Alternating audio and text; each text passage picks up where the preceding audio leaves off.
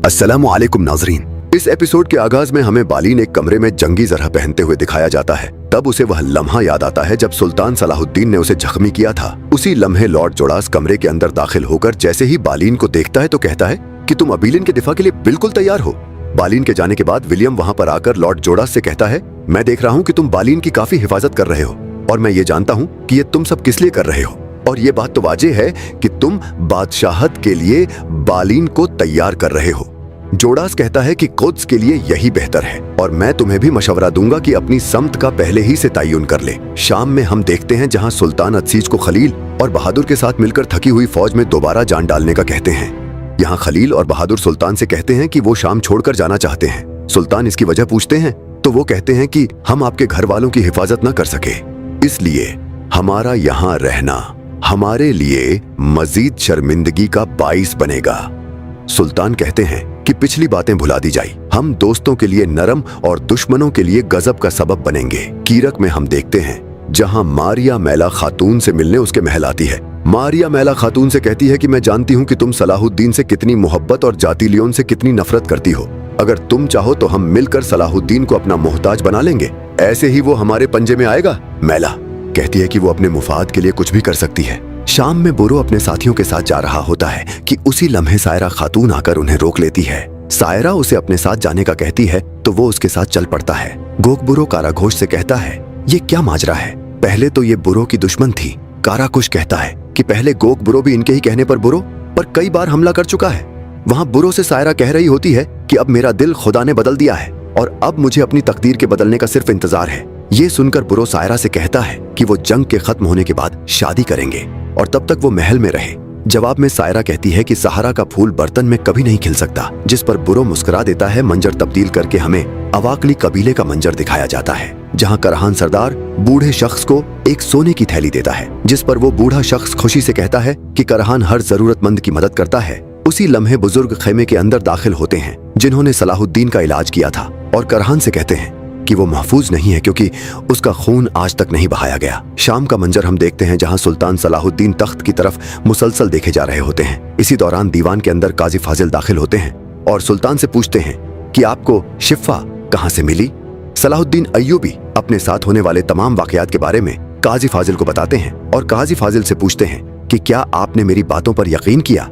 काजी फाजिल जवाब देते हैं, ऐसे ही जिस तरह हजरत अबू बकर रज़ियल्लाहु ताला अन्हु ने हजरत मोहम्मद सल्लल्लाहु अलैहि व आलिहि वसल्लम पर यकीन किया था। उधर अवाकली कबीले में हम देखते हैं जहां करहान सरदार की लाश पर उसका वालिद रो रहा होता है और वो बुजुर्ग वहां पर मौजूद नहीं होते। सोना लेने वाला बूढ़ा शख्स करहान के वालिद को बताता है कि उनके पास शाम से एक लोहार आया था।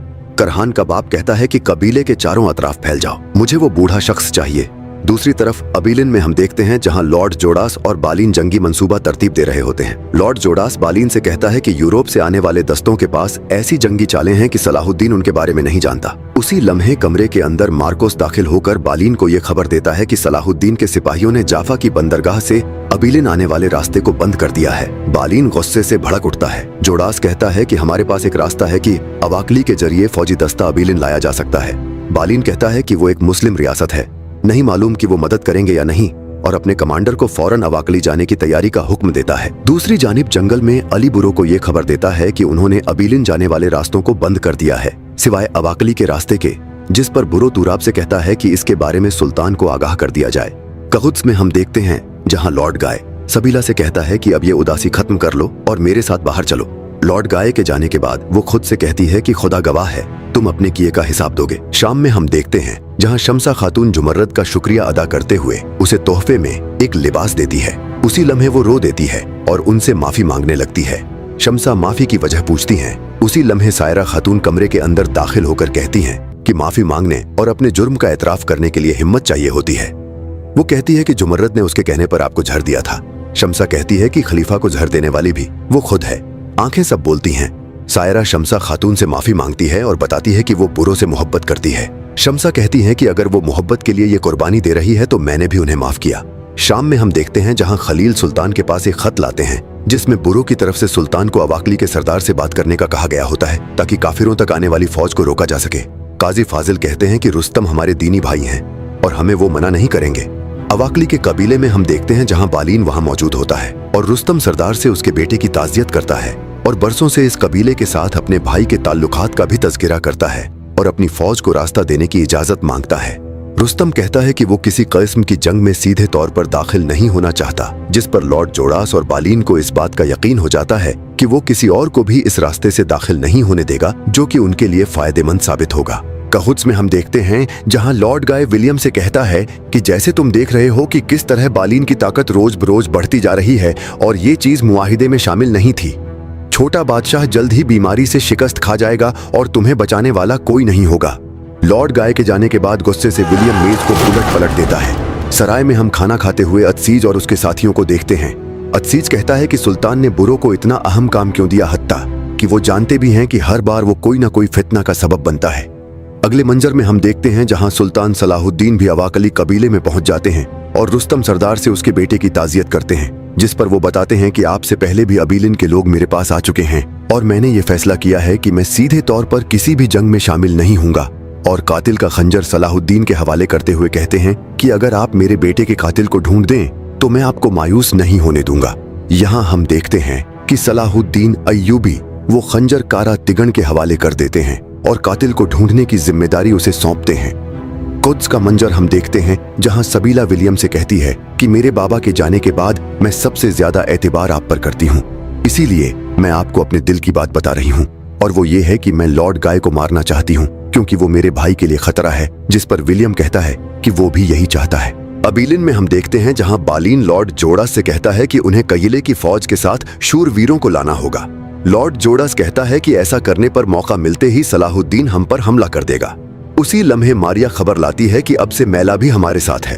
वो लोग मैला और उसके फौजियों को इस्तेमाल करने का फैसला करते हैं। जोड़ास बालीन से कहता है कि जातिलियोन की बजाय हमें शूरवीरों को एबीलिन लाना चाहिए। दूसरी जानिब जंगल में हम देखते हैं जहां कारातिगन अलबीत से कहता है कि खंजर छोड़ जाने वाला शख्स या तो बेवकूफ है या फिर वो कुदरत के इंसाफ पर यकीन रखता है। उसी दौरान इबिलीन में एक सिपाही आकर खबर देता है कि सलाहुद्दीन ने रुस्तम के बेटे के कातिल की तलाश शुरू कर दी है।